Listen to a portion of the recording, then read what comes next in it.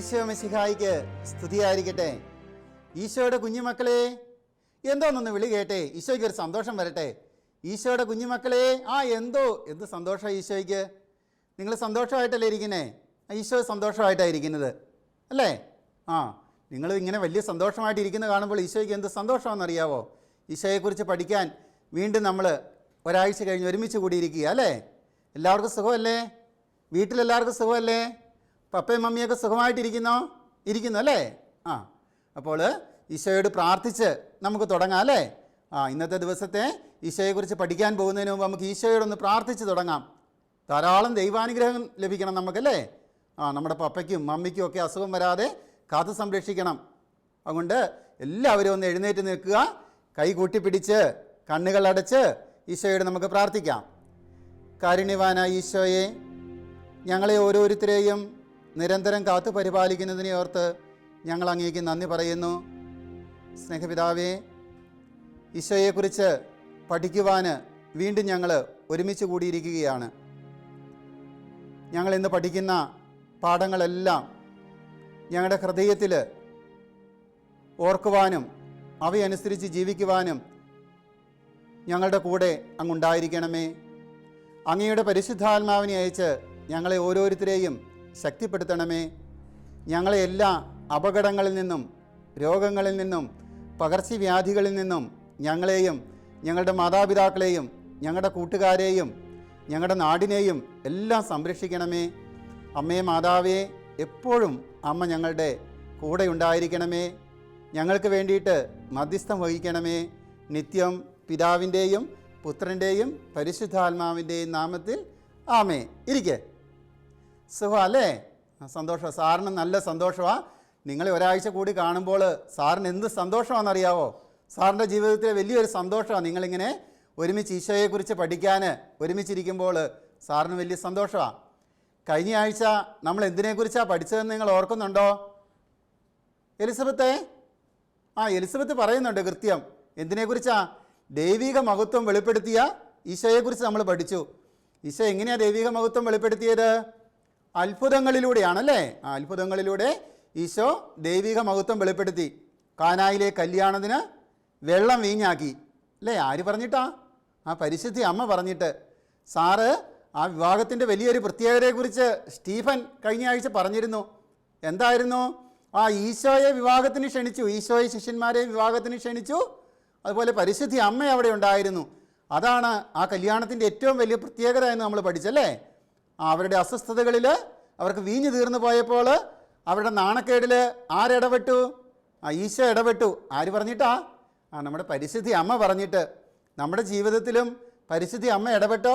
കഴിഞ്ഞ ആഴ്ചയിൽ തോമസിൻ്റെ ജീവിതത്തിൽ ഇടപെട്ടെന്നാ തോമസ് പറയുന്നത്. എങ്ങനെയാ തോമസേ? ഈശോയോട് പ്രാർത്ഥിച്ചപ്പോൾ പനി കുറഞ്ഞു അല്ലേ? മിടുക്കനാണല്ലോ. അങ്ങനെ നമ്മുടെ എല്ലാവരുടെയും ജീവിതത്തിൽ, തോമസിൻ്റെ ജീവിതത്തിൽ ഈശോ ഇടപെട്ടതുപോലെ എല്ലാവരുടെയും ജീവിതത്തിൽ ഇടപെടും. നിങ്ങൾ സന്ധ്യാപ്രാർത്ഥനയൊക്കെ ഭക്തിയോടെ ചെല്ലിയോ? പരിശുദ്ധ മാതാവിനോട് പ്രാർത്ഥിച്ചോ? പ്രാർത്ഥിച്ചു അല്ലേ? മിടുക്കര് പിള്ളേരാണ്. എല്ലാ ദിവസവും അങ്ങനെ പ്രാർത്ഥിക്കണം. നമ്മൾ രണ്ടാമതൊരു കാര്യം കൂടെ പഠിച്ചായിരുന്നു കഴിഞ്ഞ ആഴ്ച. എന്താണ്? ഈശോ കടലിനെ ശാന്തമാക്കിയത് എങ്ങനെയാണെന്നല്ലേ? എപ്പോഴാണ് കടൽ ക്ഷോഭിച്ചതെന്ന് നമ്മൾ പഠിച്ചു. ഈശോ കിടന്നുറങ്ങിയപ്പോൾ കടൽ ക്ഷോഭിച്ചു. ഈശോയെ വിളിച്ചുണർത്തിയപ്പോൾ ഈശോ എന്ത് ചെയ്തു? കാറ്റിനോട് പറഞ്ഞു അടങ്ങുക, ശാന്തമാകുക എന്ന് പറഞ്ഞപ്പോൾ കാറ്റടങ്ങി, കടൽ ശാന്തമായി. സാർ ഒരു പ്രത്യേക കാര്യം നിങ്ങളോട് പറഞ്ഞായിരുന്നു. എന്താണ്? ഓർക്കുന്നുണ്ടോ? ത്രേസ്യാമേ ഓർക്കുന്നുണ്ട്. എന്താ ത്രേസ്യാമേ? ഈശോയെ ഉണർത്തിയിരുത്തണം നമ്മുടെ ജീവിതത്തിൽ. മിടുക്കിയാണ് കേട്ടോ. നിങ്ങളുടെ ജീവിതത്തിൽ ഈശോ ഉണർന്നിരുന്നായിരുന്നോ? ഉണർന്നിരുന്നു. അതുകൊണ്ടാണ് നമുക്ക് അസുഖങ്ങളും പകർച്ചവ്യാധികളും ഒന്നും വരാതെ നമ്മളെ കാത്തു പരിപാലിച്ച്, നമ്മുടെ മാതാപിതാക്കളെയൊക്കെ കാത്തു പരിപാലിച്ചത് ഈശോ നമ്മുടെ ജീവിതത്തിൽ ഉണർന്നിരുന്നതുകൊണ്ടല്ലേ? എപ്പോഴും പ്രാർത്ഥിക്കണം കേട്ടോ. എപ്പോഴും പ്രാർത്ഥിച്ച് ഈശോയെ ഉണർത്തിയിരുത്തണം. ഇന്ന് സാറ് ഈശോയെക്കുറിച്ച് പറയുമ്പോൾ നമ്മൾ കഴിഞ്ഞ പാഠത്തിൽ പഠിച്ച കഴിഞ്ഞ ആഴ്ചയിൽ പഠിച്ച ദൈവിക മഹത്വം വെളിപ്പെടുത്തി ഈശോയെക്കുറിച്ചാണെന്ന് പറഞ്ഞല്ലേ? ഇന്ന് അതിൻ്റെ ബാക്കി ഭാഗത്തെക്കുറിച്ച് നമ്മൾ പഠിക്കുക. ഈശോ എങ്ങനെയാണ് കൂടുതലായിട്ട് അത്ഭുതങ്ങൾ പ്രവർത്തിച്ചതെന്നാണ് നമ്മൾ പഠിക്കുന്നത് അല്ലേ? ഈശോ ഒരു ദിവസം എന്ത് ചെയ്യുമെന്നറിയാവോ? ജെറുസലേമിൽ വന്നു. യഹൂദരുടെ തിരുനാളിന് ഈശോ ജെറുസലേമിൽ വന്നു. അവിടെ അജകവാടത്തിൻ്റെ അടുത്തൊരു കുളമുണ്ടായിരുന്നു. ബേത്സദ എന്നാണ് ആ കുളത്തിൻ്റെ പേര്. അവിടെ എന്താ സംഭവിച്ചതെന്ന് നമുക്ക് യോഹന്നാൻ്റെ സുവിശേഷത്തിൽ നിന്നും ഒന്ന് കാണാം.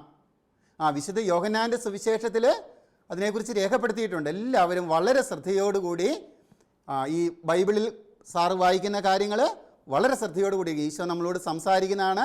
ഈശോ എങ്ങനെയാണ് ദൈവിക മഹത്വം വെളിപ്പെടുത്തിയതെന്ന് ഈ തിരുവചനത്തിലൂടെ നമുക്ക് ശ്രവിക്കാം. യോഹന്നാൻ്റെ സുവിശേഷം 5-ാം അധ്യായമാണ്. ഇതിനുശേഷം യഹൂദരുടെ ഒരു തിരുനാളിന് യേശു ജെറുസലേമിലേക്ക് പോയി. ജെറുസലേമിൽ അജകവാടത്തിൻ്റെ അടുത്ത് ഗെബ്രയ ഭാഷയിൽ ബേത്സയ എന്ന് വിളിക്കപ്പെടുന്ന ഒരു കുളമുണ്ടായിരുന്നു. അതിന് 5 മണ്ഡപങ്ങളും. അവിടെ കുരുടരും മുടന്തരും തളർവാദക്കാരുമായ അനേകം രോഗികൾ കിടന്നിരുന്നു. 38 വർഷമായി രോഗിയായിരുന്ന ഒരുവൻ അവിടെ ഉണ്ടായിരുന്നു. അവൻ അവിടെ കിടക്കുന്നത് യേശു കണ്ടു. അവൻ വളരെ നാളായി കിടപ്പിലാണെന്നറിഞ്ഞ് യേശു ചോദിച്ചു, സുഖം പ്രാപിക്കുവാൻ നിനക്ക് ആഗ്രഹമുണ്ടോ? അവൻ പറഞ്ഞു, കർത്താവേ, വെള്ളമിളകുമ്പോൾ എന്നെ കുളത്തിലേക്ക് ഇറക്കാൻ ആരുമില്ല. ഞാൻ എത്തുമ്പോഴേക്കും മറ്റൊരുവൻ വെള്ളത്തിൽ ഇറങ്ങിക്കഴിഞ്ഞിരിക്കും. യേശു അവനോട് പറഞ്ഞു, എഴുന്നേറ്റ് കിടക്കയും എടുത്ത് നടക്കുക. അവൻ തൽക്ഷണം സുഖം പ്രാപിച്ച് കിടക്കയും എടുത്ത് നടന്നു. നമ്മുടെ കർത്താവായ മിശിഹായിക്ക് സ്തുതി. എല്ലാവരും സന്തോഷത്തോടെ ഒന്ന് പറ. ദൈവവചനമാണ് നമ്മൾ കേട്ടത്. നമ്മുടെ കർത്താവായ മിശിഹായിക്ക് സ്തുതി. ഈശോ ഈ തിരുവചനത്തിൽ യോഹന്നാൻ്റെ സുവിശേഷത്തിൽ നമ്മൾ കണ്ടു ഈശോ തളർവാദ രോഗിയെ സുഖപ്പെടുത്തിയത് എങ്ങനെയാണെന്ന്, അല്ലേ? അതിൻ്റെ ഒരു വീഡിയോ സാറ് കൊണ്ടുവന്നിട്ടുണ്ട്. നിങ്ങളെല്ലാവരും ഒന്ന് ശ്രദ്ധിച്ചേ. വളരെ മനോഹരമായ ഒരു വീഡിയോ ആണ്. നമ്മുടെ മനസ്സിൽ നിന്ന് ഒരിക്കലും മാറിപ്പോകുകയല്ല ഈ വീഡിയോ കണ്ടാൽ ആ സംഭവം, കേട്ടോ. പിന്നീട് ഒരിക്കൽ യഹൂദരുടെ പെരുന്നാളിന് യേശു ജെറുസലേമിലേക്ക് പോയി. ജെറുസലേമിൽ ആട്ടുവാതിലിൽ ബേതെസ്ത എന്ന അരാമ്യ ഭാഷയിൽ പേരുള്ള ഒരു കുളമുണ്ട്. അതിന് 5 മണ്ഡപങ്ങളുണ്ട്. അവയിൽ അന്ധർ, മുടന്തർ, തളർവാദം പിടിപെട്ടവർ എന്നിങ്ങനെ അവശരായ പലരും വെള്ളം ഇളകുന്നത് കാത്തു കിടന്നിരുന്നു. ഇടയ്ക്കിടയ്ക്ക് ഒരു ദൂതൻ ഇറങ്ങി വന്ന് വെള്ളം കലക്കും. വെള്ളം കലങ്ങിയ ശേഷം ആദ്യം കുളത്തിലിറങ്ങുന്നയാൾ ഏത് രോഗം ബാധിച്ച ആളായാലും സൗഖ്യം പ്രാപിക്കും. 38 വർഷമായി രോഗിയായിരുന്ന ഒരാൾ അവിടെ ഉണ്ടായിരുന്നു. യേശു അയാളെ കണ്ട് അയാൾ ഈ അവസ്ഥയിലായിട്ട് വളരെ കാലമായി എന്ന് മനസ്സിലാക്കി അയാളോട്, സൗഖ്യമാകാൻ നിനക്ക് ആഗ്രഹമുണ്ടോ എന്ന് ചോദിച്ചു. യജമാനനെ, വെള്ളം ഇളകുന്ന സമയത്ത് എന്നെ കുളത്തിലിറക്കാൻ എനിക്കാരുമില്ല. ഞാൻ ഇറങ്ങാൻ ചെല്ലുമ്പോഴേക്ക് എനിക്ക് മുമ്പേ മറ്റാരെങ്കിലും ഇറങ്ങുന്നു. രോഗിയായ ആൾ മറുപടി പറഞ്ഞു. അപ്പോൾ യേശു അയാളോട്, എഴുന്നേൽക്കുക, കിടക്കയെടുത്ത് നടക്കുക എന്ന് പറഞ്ഞു.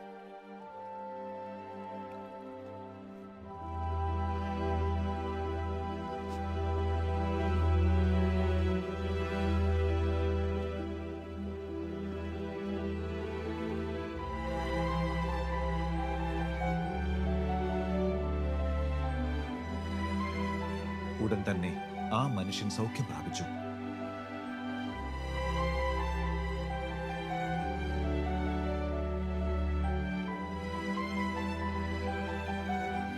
കിടക്കയെടുത്ത് നടന്നു.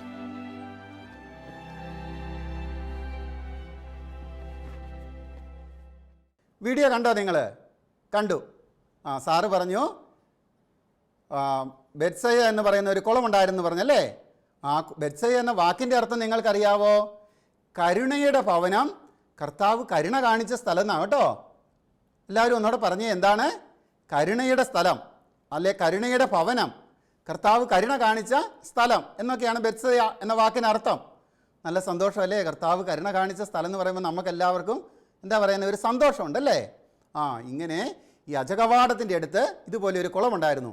ആ കുളത്തിന് വലിയൊരു പ്രത്യേകതയുണ്ടായിരുന്നു. നിങ്ങൾക്കറിയാവോ? ആ കുളത്തിൽ ദിവസത്തിൻ്റെ ഒരു സമയത്ത് ഈ കുളം ഒന്ന് ഇളകും. ആരാ? ദൈവത്തിൻ്റെ ദൂതൻ വന്ന് ഈ കുളം ഇളക്കുമെന്നാണ് പറയുന്നത്. ഈ കുളത്തിലെ വെള്ളം ഇങ്ങനെ ഇളകി മറയും. അവിടെ അനേകം രോഗികൾ കിടന്നിരുന്നു. മുടന്തര്, കുഷ്ഠരോഗികൾ, തളർവാദ രോഗികൾ, അങ്ങനെ ആയിട്ടുള്ള ഒട്ടനവധി രോഗികൾ ഈ കുളത്തിൻ്റെ കരയിൽ വന്ന് കിടന്നു. എന്തിനാ? സുഖം പ്രാപിപ്പാൻ. നമുക്കറിയാം, നമ്മൾ രോഗമൊക്കെ ഉള്ളപ്പോൾ നമ്മൾ എവിടെ പോകും? വേളാങ്കണ്ണി പോകും, പിന്നെ മാഹിപ്പള്ളി പോകും, പിന്നെ എവിടെ പോകും? നമ്മൾ ലൂർദിലൊക്കെ വലിയ അത്ഭുതം നടക്കുന്നുണ്ടെന്ന് കണ്ടു. ലൂർദിലൊരു ഉറവയുണ്ടെന്ന് നമ്മൾ കേട്ടിട്ടുണ്ടല്ലേ? അത്ഭുത ഉറവയുണ്ടെന്ന് കേട്ടിട്ടുണ്ട്. ഇതുപോലെയുള്ളൊരു അത്ഭുത ഉറവയുള്ളൊരു സ്ഥലമായിരുന്നു ഏതായിരുന്നു? നമ്മുടെ കുളം. ഏത് കുളം? ബെത്സദ കുളം. ഈ കുളത്തിൽ അതിൻ്റെ പ്രത്യേകത സാറ് പറഞ്ഞു, ഇത് ഒരു സമയം ഇതിലെ വെള്ളം ഇളകും. അപ്പോൾ ആദ്യം ആരാണോ ഈ കുളത്തിലേക്ക് ഇറങ്ങുന്നത് അവർക്ക് രോഗശാന്തി കിട്ടും. ഉയ്യോ, എന്തൊരു അത്ഭുതം അല്ലേ! ആ കുളത്തിന് 5 മണ്ഡപങ്ങളുണ്ടായിരുന്നു. ഏതിലെ വേണേലും കുളത്തിലേക്ക് ചാടി ഇറങ്ങാം. 5 മണ്ഡപങ്ങൾ. നമ്മുടെ സാധാരണ കുളത്തിന് എത്രയാ? 4 മണ്ഡപം ഒരു നടയൊക്കെ ഇട്ടാ അല്ലേ? പക്ഷേ ഈ ബെത്സദ കുളത്തിന് 5 മണ്ഡപങ്ങളുണ്ടായിരുന്നു. ഏതിലെ വേണേലും ചാടി ഇറങ്ങാം. അതുകൊണ്ട് ഈ രോഗികളായി കിടന്നവരെന്ത് ചെയ്യുമെന്നറിയാവോ? ഈ കുളത്തിൻ്റെ കരയിൽ ഇങ്ങനെ സൂക്ഷിച്ച് നിൽക്കും. എന്നിട്ട് വെള്ളം ഇളകുമ്പോൾ ചാടി കുളത്തിലേക്ക് ഇറങ്ങും. ആദ്യം ഇറങ്ങുന്നവർക്ക് രോഗസൗഖ്യമുള്ളൂ. അപ്പോൾ 38 വർഷമായിട്ട് തളർവാദം പിടിപെട്ട ഒരു മനുഷ്യൻ ഈ കുളത്തിൻ്റെ കരയിൽ കിടപ്പുണ്ട്. പാവം അല്ലേ? അതിനെ ഇറക്കാൻ ആരുമില്ല. അതിങ്ങനെ ഞരങ്ങി കുളത്തിൻ്റെ അടുത്തേക്ക് എത്തുമ്പോഴത്തേക്കും എന്ത് സംഭവിക്കും? വേറെ ആൾ കുളത്തിലേക്ക് ഇറങ്ങും, അവൻ തിരിച്ചു പോരും. ഇങ്ങനെ 38 വർഷമായിട്ട് ഈ തളർവാദം പിടിപെട്ട മനുഷ്യന് ഈ കുളത്തിലിറങ്ങാൻ പരിശ്രമിച്ചു കൊണ്ടിരുന്നു. പക്ഷെ ഒരിക്കൽ പോലും നടന്നില്ല. കഷ്ടമല്ലേ? അങ്ങനെ ഇരിക്കുമ്പോഴാണ് നമ്മുടെ ഈശോ അതിലേ വരുന്നത്. ഈശോ വന്നിട്ട് ഈ 38 വർഷമായി തളർവാദം പിടിപെട്ട രോഗിയോട് ചോദിക്കുക, നീ എന്താ ഇതുവരെയും കുളത്തിലിറങ്ങാത്തത്? അപ്പോൾ ഈശോയോട് പറഞ്ഞു, എന്നെ കുളത്തിലിറക്കാൻ ആരുമില്ല. ഞാൻ കുളത്തിലേക്ക് ഇറങ്ങാൻ ചെല്ലുമ്പോഴേക്കും വേറെ ആരെങ്കിലും ഇറങ്ങിയിരിക്കും. അപ്പോൾ ഈശോ ഈ മനുഷ്യനോട് ചോദിക്കുകയാണ്, നിനക്ക് സുഖം പ്രാപിപ്പാൻ ആഗ്രഹമുണ്ടോ? ആ മനുഷ്യൻ എന്ത് പറഞ്ഞിരിക്കും? അയ്യോ, വലിയ സന്തോഷമോ എൻ്റെ ദൈവമേ, എത്ര കാലമായി ഞാൻ ആഗ്രഹിച്ചുകൊണ്ടിരിക്കുന്ന കാര്യമല്ലേ? ഈശോയോട് പറഞ്ഞു, എനിക്ക് ആഗ്രഹമുണ്ട് എന്ന് പറഞ്ഞു. ഉടനെ ഈശോ അവന് സൗഖ്യം കൊടുത്തു. എന്നിട്ട് ഈശോ അവനോട് പറയുകയാണ്, എഴുന്നേറ്റ് കിടക്കയും എടുത്ത് നടക്കുക. എന്താ പറഞ്ഞത്? എല്ലാ മക്കളും ഒന്ന് ഒച്ചേ പറഞ്ഞേ, എഴുന്നേറ്റ് കിടക്കയും എടുത്ത് നടക്കുക. അവൻ 38 വർഷമായി കിടന്നിരുന്ന കിടക്കയും എടുത്തുകൊണ്ട് നമ്മുടെ ഈ തളർവാദ രോഗി എന്ത് ചെയ്തെന്നറിയാവോ? സ്പീഡിൽ അങ്ങ് പോയി. ഭയങ്കര അത്ഭുതമായി പോയി അല്ലേ? എല്ലാവരും ഈശോയിൽ വിശ്വസിച്ചു. അത് കണ്ടു നിന്ന് എല്ലാവരും ഈശോയിൽ വിശ്വസിച്ചു. നമ്മളാണേലും വിശ്വസിക്കുകയല്ലേ? വിശ്വസിക്കുമല്ലേ? ഇനി അടുത്ത് ഈശോ ചെയ്ത ഒരു അത്ഭുതമാണ്, വലിയൊരു അത്ഭുതമാണ്. നമുക്കെല്ലാവർക്കും എന്താ പറയുന്നത്, ഞെട്ടലോടുകൂടി അതിനെ കാണാൻ സാധിക്കുകയുള്ളൂ കേട്ടോ. ലാസറിനെ ഉയർപ്പിക്കുന്ന സംഭവമാണ്. നിങ്ങൾ കേട്ടിട്ടുണ്ടോ ലാസറിനെ ഉയർപ്പിച്ച സംഭവം? നമ്മൾ ഞെട്ടലോട് കൂടി കേൾക്കുന്ന ഒരു സംഭവമാണ് അതല്ലേ, ബൈബിൾ വായിക്കുമ്പോൾ. അതിനെക്കുറിച്ച് സാറ് പറയാം. ലാസർ ആരായിരുന്നു നിങ്ങൾക്ക് അറിയാവോ? ലാസർ ആരാന്ന് നിങ്ങൾക്ക് അറിയത്തില്ലല്ലേ? ഈ വീഡിയോ ഒന്ന് കണ്ടു നോക്കിക്കേ. അപ്പോൾ ലാസർ ആരായിരുന്നെന്നും ലാസറിനെ എങ്ങനെയാണ് ഈശോ ഉയർപ്പിച്ചതെന്നും നമുക്ക് കാണാൻ സാധിക്കും. യേശു വീണ്ടും ദുഃഖാർത്തനായി കല്ലറയുടെ അടുത്തെത്തി. അതൊരു ഗുഹയായിരുന്നു. ഗുഹാമുഖം ഒരു കല്ല് വെച്ച് അടച്ചിരുന്നു. കല്ല് ഉരുട്ടി മാറ്റുക യേശു പറഞ്ഞു. മരിച്ചയാളുടെ സഹോദരിയായ മാർത്തിയപ്പോൾ, കർത്താവേ, നാറ്റം വെച്ച് തുടങ്ങി, ഇപ്പോൾ 4 ദിവസമായല്ലോ എന്ന് പറഞ്ഞു. നീ വിശ്വസിച്ചാൽ ദൈവത്തിന്റെ മഹത്വം കാണുമെന്ന് ഞാൻ നിന്നോട് പറഞ്ഞില്ലയോ എന്ന് യേശു ചോദിച്ചു. അവർ കല്ലു നീക്കി. അപ്പോൾ യേശു സ്വർഗത്തിലേക്ക് കണ്ണുകൾ ഉയർത്തി ഇപ്രകാരം പ്രാർത്ഥിച്ചു, പിതാവേ, അവിടുന്ന് എന്റെ അപേക്ഷ കേട്ടതുകൊണ്ട് ഞാൻ അങ്ങയെ വാഴ്ത്തുന്നു. അങ്ങ് എപ്പോഴും എന്റെ അപേക്ഷ കേൾക്കുന്നെന്ന് എനിക്കറിയാം. എങ്കിലും അവിടുന്നാണ് എന്നെ അയച്ചിരിക്കുന്നതെന്ന് ഈ നിൽക്കുന്ന ജനം വിശ്വസിക്കേണ്ടതിന് ഇവർ നിമിത്തം എല്ലാവരും കേൾക്കെ ഞാനിത് പറയുന്നു. തുടർന്ന് യേശു ഉച്ചസ്വരത്തിൽ, ലാസറേ, പുറത്തു വരിക എന്ന് വിളിച്ചു പറഞ്ഞു.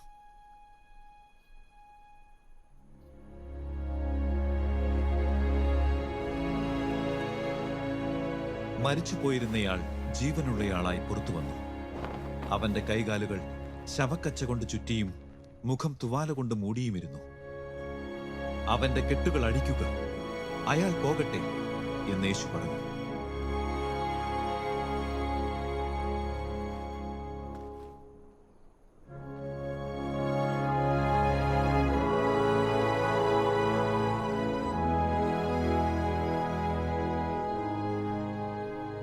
മറിയയെ സന്ദർശിക്കാൻ വന്ന യഹൂദരിൽ പലരും യേശു ചെയ്ത ഈ അത്ഭുത പ്രവൃത്തി കണ്ട് അദ്ദേഹത്തിൽ വിശ്വസിച്ചു. വീഡിയോ കണ്ടോ? ഇഷ്ടമായോ? നിങ്ങൾ പേടിച്ചു പോയോ? ഇല്ലല്ലേ, പേടിച്ചു പോയില്ല. കാരണം എന്താ? ഈശോയെ ഉയർപ്പിച്ചതല്ലേ, അതുകൊണ്ട് നിങ്ങൾ ആരും പേടിച്ചു പോയില്ല അല്ലേ? മിടുക്കൊരു പിള്ളേരാ കേട്ടോ. ഈശോയുടെ ഉറ്റ സ്നേഹിതരായിരുന്നു. ആരൊക്കെ?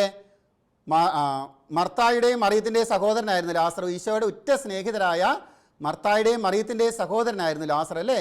ഒരു വലിയ കൂട്ടുകാരായിരുന്നു. ഈശോയും മർത്തായും മറിയും എല്ലാം വലിയ കൂട്ടുകാരായിരുന്നു. ഒരു ദിവസം ഇവരുടെ സഹോദരനായ ലാസറിന് ഭയങ്കരമായൊരു രോഗം പിടിപെട്ടു. അവൻ മരണാസന്നനായി, അവൻ മരിക്കുമെന്ന് ഉറപ്പായി. ഉടനെ ഈ മർത്തായും മറിയവും കൂടെ എന്ത് ചെയ്തെന്ന് അറിയാവോ? ആ 2-3 പേരെ ഈശോയുടെ അടുത്തേക്ക് വിട്ടു. ഈശോയോട് എന്നിട്ട് പറഞ്ഞു, നീ സ്നേഹിക്കുന്ന മർത്തായുടെയും മറിയത്തിൻ്റെയും സഹോദരൻ ലാസർ മരിക്കാൻ പോകും. അവന് മരണ കാരണമായൊരു രോഗം പിടിപെട്ട് മരണാസന്നനായി കിടക്കുകയാണെന്ന് പറഞ്ഞു. ഈശോയ്ക്ക് അത് കേട്ടപ്പോൾ യാതൊരു കൂസലുമുണ്ടായില്ല. ഈശോ അങ്ങോട്ട് പോയില്ല. എന്താ ഈശോ അങ്ങോട്ട് പോകാത്തത്?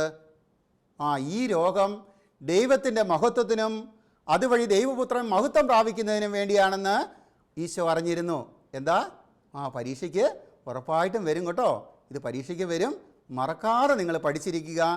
എന്താണ് ലാസർ രോഗിയായിരുന്നു അറിഞ്ഞിട്ടും ഈശോ അങ്ങോട്ട് പോകാതിരുന്നത് എന്താണ്? അല്ലെ, ഈശോ ലാസർ മരിക്കുമെന്ന് അറിഞ്ഞിട്ടും അങ്ങോട്ട് പോകാണ്ടിരുന്നത് എന്താണ്? ഈ രോഗം ദൈവത്തിൻ്റെ മഹത്വത്തിനും അതുവഴി ദൈവപുത്രൻ മഹത്വം പ്രാപിക്കുന്നതിനും വേണ്ടിയാണെന്ന് ഈശോ അറിഞ്ഞിരുന്നു. അതുകൊണ്ട് ഈശോ അങ്ങോട്ട് പോയില്ല. 2-3 ദിവസം കഴിഞ്ഞാണ് ഈശോ പോയത്. ഈശോ 2-3 ദിവസം കഴിഞ്ഞ് 4 ദിവസം കഴിഞ്ഞ് ഈശോ ബെഥാനിയയിലേക്ക് ചെല്ലുക. ഈശോ ബെഥാനിയയിലേക്ക് ചെന്ന് കഴിഞ്ഞപ്പോഴത്തേക്കും എന്ത് ചെയ്തെന്നറിയാവോ? ലാസർ മരിച്ചിട്ട് 4 ദിവസമായിരുന്നു. എത്ര ദിവസമായിരുന്നു? 4 ദിവസം. 4 ദിവസമായാൽ നമുക്കറിയാം കല്ലറയ്ക്കകത്ത് പുഴു അരിച്ച് തുടങ്ങുമായിരിക്കും, അല്ലേ? ചീയും, ഭയങ്കര മണമൊക്കെ ആയിരിക്കും. ഇങ്ങനെ ലാസറിനെ അവരടക്കം ചെയ്തു. ലാസർ മരിച്ചിട്ട് 4 ദിവസമായി. അപ്പോൾ ഇങ്ങനെ ഈ ലാസർ മരിച്ചിട്ട് 4 ദിവസമായ ഈ ലാസറിനെ അടക്കിയ ബെഥാനിയയിലേക്ക് ഈശോ ചെന്നു. സാർ ആദ്യമേ പറഞ്ഞു, ആര്? മർത്തായും മറിയും ആരുടെ കൂട്ടുകാരായിരുന്നു? ഈശോയുടെ കൂട്ടുകാരായി. ഈശോ ഒത്തിരിയേറെ സ്നേഹിച്ച ആളാണെന്നല്ലേ പറഞ്ഞു. ഈശോ ബെഥാനിയയിലേക്ക് ചെന്നപ്പോൾ ഈശോയെ കണ്ട ഉടനെ മർത്ത ഓടി ചെന്ന് ഈശോയുടെ കാൽക്കൽ വീണിട്ട് ഈശോയോട് വളരെ സങ്കടത്തോടെയും ദേഷ്യത്തോടെയും ഒക്കെ പറയുകയാണ്, നീ ഇവിടെ ഉണ്ടായിരുന്നുവെങ്കിൽ എൻ്റെ സഹോദരൻ മരിക്കുകയില്ലായിരുന്നു. എന്താ മർത്ത പറഞ്ഞേ? മർത്തയ്ക്ക് വളരെ ദേഷ്യമാണ്. അത്ര മർത്ത ഈശോയെ സ്നേഹിച്ചിരുന്നു. ഈശോ കനിയെ കണ്ട ഉടനെ മർത്ത ഓടി ചെന്നിട്ട് പറഞ്ഞു, നീ ഇവിടെ ഉണ്ടായിരുന്നെങ്കിൽ, കർത്താവേ നീ ഇവിടെ ഉണ്ടായിരുന്നെങ്കിൽ എൻ്റെ സഹോദരൻ മരിക്കുകയില്ലായിരുന്നു. എന്നാൽ നീ ചോദിക്കുന്ന എന്തും ദൈവം നിനക്ക് തരുമെന്ന് എനിക്കറിയാം. നോക്കി, മർത്തായ്ക്ക് എന്തുമാത്രം വിശ്വാസമായിരുന്നു ദൈവത്തിൽ. നിങ്ങൾക്കതുപോലെ വിശ്വാസമുണ്ടോ? സാറിന് അത്രയും വിശ്വാസമുണ്ടെന്ന് സാറിന് തോന്നുന്നില്ല കേട്ടോ. വിശ്വസിക്കണമെന്നാണ് പറയുന്നത്. സാറും വിശ്വസിക്കണം, എൻ്റെ മക്കളും വിശ്വസിക്കണം. മരിച്ചയാളെ ഉയർപ്പിക്കാനുള്ള കഴിവ് ഈശോയ്ക്ക് ഉണ്ടെന്ന് മർത്തായ്ക്ക് അറിയായിരുന്നു. മർത്ത പറയുകയാണ്, നിനക്ക് ചോദിക്കുന്ന എന്തും ദൈവം നിനക്ക് തരുമെന്ന് എനിക്കറിയാം. അതുകൊണ്ട് എന്ത് പറഞ്ഞു? ലാസറിനെ ഉയർപ്പിക്കണമെന്ന് പറഞ്ഞു. ഈശോ അന്നേരം മർത്തായുടെ ഈ വിശ്വാസം കണ്ടിട്ട് മർത്തായോടൊരു വാക്ക് പറഞ്ഞു, നിൻ്റെ സഹോദരൻ ഉയർത്തെഴുന്നേൽക്കുമെന്ന്. എന്താ പറഞ്ഞത്? നിൻ്റെ സഹോദരൻ ഉയർത്തെഴുന്നേൽക്കുമെന്ന്. പ്രിയപ്പെട്ട കുഞ്ഞുങ്ങളെ, നിങ്ങളോടിത് സാറ് പറയുമ്പോൾ സാറ് പത്രത്തിൽ വായിച്ച ഒരു സംഭവം സാറിൻ്റെ മനസ്സിലേക്ക് ഓടിയെത്തുക. അതെപ്പോഴും സാറിൻ്റെ മനസ്സിൽ ഉള്ള ഒരു സംഭവമാണ്. തായ്ലൻഡിൽ വലിയൊരു ഭൂകമ്പമുണ്ടായി. തായ്ലൻഡ് നമുക്കറിയാമല്ലോ, അല്ലേ? അവിടെ വലിയൊരു ഭൂകമ്പമുണ്ടായി. ഒത്തിരി ആളുകൾ ഈ തായ്ലൻഡിലെ ഭൂകമ്പത്തിൽ മരിച്ചു. അവിടെ ഒരു സ്കൂൾ കെട്ടിടം പാടെ തകർന്നു വീണു. അവിടുത്തെ കുഞ്ഞുങ്ങളെല്ലാം ഈ കെട്ടിടത്തിൻ്റെ ഉള്ളിലായി. ഒരു പിതാവ്, സ്കൂളിൽ മകനെ അയച്ച ഒരു പിതാവ് ഈ തായ്ലൻഡിൽ ഈ ഭൂകമ്പത്തിൽ കെട്ടിടം തകർന്നു വീണ സ്കൂൾ നിന്ന സ്ഥലത്തേക്ക് ഓടിച്ചെന്ന് ഈ ഭൂകമ്പത്തിൽ തകർന്ന മൺകട്ടകളെല്ലാം എടുത്തു മാറ്റിക്കൊണ്ടിരുന്നു. 1 ദിവസമല്ല, 2 ദിവസമല്ല, 3 ദിവസമല്ല, 8 ദിവസമാണ് മാറ്റിയത്. 5 ദിവസമായി കഴിഞ്ഞപ്പോഴേക്കും അവിടെ നിന്ന പത്രപ്രവർത്തകരും എല്ലാവരും ചോദിച്ചു, നിങ്ങൾ എന്ത് മണ്ടത്തരവാണ് കാണിക്കുന്നത്? ഇനി ഇവിടെ ആരെങ്കിലും ജീവൻ ഉണ്ടാകുമോ? ഏതെങ്കിലും കുഞ്ഞുങ്ങളുണ്ടാകുമോ? പക്ഷേ ആ പിതാവ് ഒട്ടും മടിക്കാതെ രാപകലില്ലാതെ ഈ കട്ടകളും ഈ മൺകൂനകളും മാറ്റിക്കൊണ്ടിരുന്നു. മോനേ മോനേ എന്ന് വിളിച്ചുകൊണ്ടിരുന്നു. 8ാമത്തെ ദിവസം ഒരു നേരിയ ശബ്ദം ഈ സ്ലാവിൻ്റെ അടിയിൽ നിന്ന് കേൾക്കുകയാണ്. പപ്പേ എന്നൊരു ശബ്ദം. അയാൾക്ക് വലിയ സന്തോഷമായി. എല്ലാവരും സ്ലാവ് പൊക്കി നോക്കിയപ്പോൾ 5 കുട്ടികൾ ഈ സ്ലാവിൻ്റെ അടിയിൽ കിടക്കുകയാണ്. മാധ്യമപ്രവർത്തകരെല്ലാം ഈ കുഞ്ഞുങ്ങളോട് ചോദിച്ചു, എങ്ങനെയാണ് ഈ 8 ദിവസങ്ങളും നിങ്ങൾ ഒരു പേടിയോ ഒരു പോറലോ ഭക്ഷണം ഒന്നും കഴിക്കാതെ മരണത്തെ മല്ലടിച്ച് എങ്ങനെയാണ് കഴിഞ്ഞതെന്ന്? അപ്പോൾ പറയുകയാണ്, ആൽബർട്ട് എന്നോട് പറഞ്ഞിരുന്നു, ഒരു കൂട്ടുകാരൻ പറയുകയാണ്, ആൽബർട്ട് എന്നോട് പറഞ്ഞിരുന്നു, എൻ്റെ പപ്പ ജീവിച്ചിരിപ്പുണ്ടെങ്കിൽ തീർച്ചയായിട്ടും എന്നെ ഈ മൺകൂനയിൽ നിന്ന് രക്ഷിക്കുവാൻ വരും, ദിവസങ്ങളല്ല മാസങ്ങൾ ഇടപെട്ടാലും. പ്രിയപ്പെട്ട കുഞ്ഞുങ്ങളെ, മർത്തായുടെ വിശ്വാസവും ഈ കുഞ്ഞിൻ്റെ വിശ്വാസം പോലെയായിരുന്നു. മർത്ത പറയുകയാണ്, നീ ദൈവപുത്രൻ വിശ്വസിക്കുന്നത് കൊണ്ട് നിനക്കിത് സാധ്യമാണെന്ന് എനിക്കറിയാം. ഈശോ എന്ത് ചെയ്തു? പിതാവിനോട് പ്രാർത്ഥിച്ചു. ഈശോ പിതാവിനോട് പ്രാർത്ഥിച്ചിട്ട് ഈശോ കരഞ്ഞുവെന്നാണ് പറയുന്നത് കേട്ടോ. ഈശോ അത്രയധികം സ്നേഹിച്ചിരുന്നു മർത്തായെയും മറിയത്തെയും ലാസറിനെയൊക്കെ. ഈശോ കരഞ്ഞു. നമ്മൾ ആ വീഡിയോയിൽ കാണുന്നുണ്ട്, ഈശോ കരഞ്ഞത് നമ്മൾ കാണുന്നുണ്ടല്ലേ, എത്രമാത്രം സ്നേഹിച്ചെന്നാ. ഈശോ കരഞ്ഞു. അതിനുശേഷം പിതാവായ ദൈവത്തോട് പ്രാർത്ഥിച്ചു. എന്നിട്ട് പറഞ്ഞു, ലാസറേ പുറത്തു വരിക. എന്താണ് പറഞ്ഞത്? ലാസറേ പുറത്തു വരിക എന്ന് പറഞ്ഞു. എന്നിട്ട് പറഞ്ഞു, ആ കല്ലെടുത്ത് മാറ്റാൻ പറഞ്ഞു. അപ്പോൾ മർത്ത പറഞ്ഞു, പറ്റിയല്ല, ഇത് അഴുകിയിട്ടുണ്ടാകും, ഇത് 4 ദിവസമായിട്ടുണ്ട് മരിച്ചിട്ട്, ഇത് അഴുകിയിട്ടുണ്ടാകുമെന്ന് പറഞ്ഞു. ഉടനെ പറഞ്ഞു, കല്ലെടുത്ത് മാറ്റാൻ പറഞ്ഞു. ലാസറെ പുറത്ത് വരിക എന്ന് പറഞ്ഞു. ലാസറ് ജീവനുള്ളവനായി പുറത്തു വന്നു. എന്തൊരു അത്ഭുതമാണല്ലേ മക്കളെ. ഈശോയുടെ ദൈവിക മഹത്വം വെളിപ്പെടുത്തിയ അത്ഭുതത്തെക്കുറിച്ചാണ് നമ്മൾ കണ്ടത് അല്ലേ. ഈശോ മർത്തായോടും മറിയത്തോടും അവിടെ കൂടിയിരുന്ന എല്ലാവരോടും പറയാണ്, ഞാനാണ് പുനരുദ്ധാനവും ജീവനും, എന്നിൽ വിശ്വസിക്കുന്നവൻ മരിച്ചാലും ജീവിക്കും. നോക്കി ആ വചനത്തിൻ്റെ ശക്തി നോക്ക്. ഞാനാണ് പുനരുദ്ധാനവും ജീവനും, എന്നിൽ വിശ്വസിക്കുന്നവൻ മരിച്ചാലും ജീവിക്കും. നമ്മുടെ ഓരോരുത്തരുടെയും ഉയർപ്പിനെക്കുറിച്ചാണ് ഈശോ പറഞ്ഞത്. നമ്മുടെ അന്ത്യനാളിലെ ഉയർപ്പിനെക്കുറിച്ചാണ് ഈശോ പറഞ്ഞു. ഈശോ എന്താണ്? പുനരുദ്ധാനവും ജീവനുമാണ്. ഈശോയിൽ വിശ്വസിക്കുന്നവൻ മരിച്ചാലും ജീവിക്കും. നമുക്ക് ഒരിക്കലും മരണമില്ല. നമ്മൾ ഈശോയിൽ ജീവിക്കും, പിതാവിൻ്റെ വലത്ത് ഭാഗത്തിരിക്കും, നമ്മളെ സ്വർഗത്തിലേക്ക് കൂട്ടിക്കൊണ്ടുപോകും. അതാണ് ഈശോ പറഞ്ഞത്. ഈശോ ലോകത്തിലേക്ക് വരുവാനിരിക്കുന്ന ദൈവപുത്രനായ മിശിഹ ആണെന്ന് ഏറ്റുപറഞ്ഞ് മർത്താവിൻ്റെ വിശ്വാസം പ്രകടമാക്കി. ഈ അത്ഭുതങ്ങളിലൂടെ എല്ലാം ഈശോ തന്നിലെ ദൈവിക മഹത്വം വെളിപ്പെടുത്തുകയായിരുന്നു. നമ്മുടെ പാഠത്തിൻ്റെ പേര് ദൈവിക മഹത്വം വെളിപ്പെടുത്തി ഈശോയെക്കുറിച്ചാണ് അല്ലേ. ഈ അത്ഭുതങ്ങളിലൂടെ എല്ലാം ഈശോ തന്നിലെ ദൈവിക മഹത്വം വെളിപ്പെടുത്തുകയായിരുന്നു. ധാരാളം ജനങ്ങൾ ഈ അത്ഭുതങ്ങൾ കണ്ട് ഈശോയിൽ വിശ്വസിച്ചു. ഇതുപോലെ നമ്മളും ഈ അത്ഭുതങ്ങളെക്കുറിച്ചൊക്കെ പഠിക്കുമ്പോൾ ഈശോയിൽ വിശ്വസിച്ചുകൊണ്ട് ഈശോയ്ക്ക് ഏറ്റവും ഇഷ്ടപ്പെട്ട കുഞ്ഞുങ്ങളായി വളരണം.